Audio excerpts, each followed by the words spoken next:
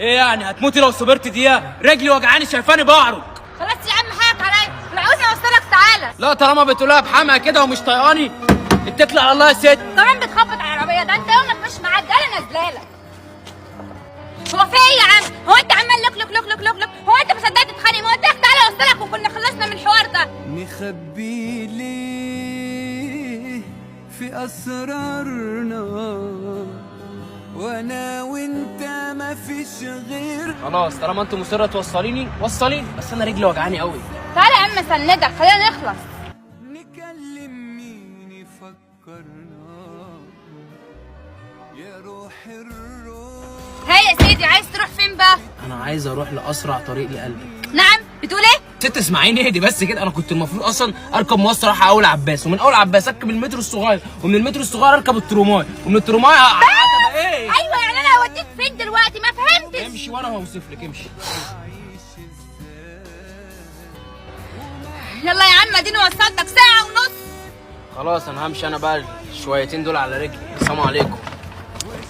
يا رجلي. يا نهار اسود، العربيه عدت يا اخي، يا اخي العربيه عدت. انا عارفه ان انت فاري. يا نهار اسود وكمان بتجري. اعمل ايه دلوقتي؟ هو ده اخرة الاستخدام معايا. اعمل ايه دلوقتي؟ انا اتضحك عليا، بيعمل لي فيها يا رب. لو كمان جايبني مكان انا مش عارفه انا فين، وكمان ما فيش شبكه. افتحي الكبوت. ايه؟ افتحي الكبوت، هتبصلي كتير. يا رب يا ساتر. اعملها ازاي؟ ده في 3 سلوك، اركب انهي واحده؟ ده انا خريج زراعه، لازم اعمل فيها برم. امري لله بقى. دوري كده.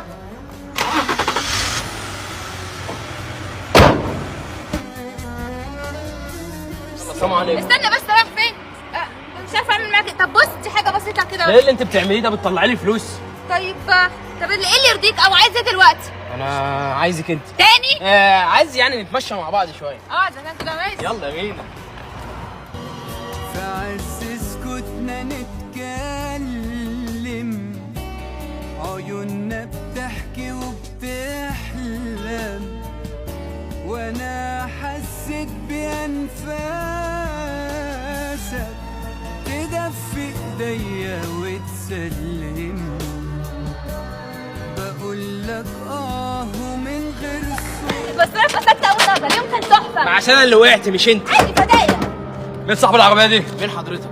انا المقدم محمد خالد. انا صاحبة العربيه دي. حضرتك في ايه؟ احنا الحاجات دي في العربيه. كان حلمي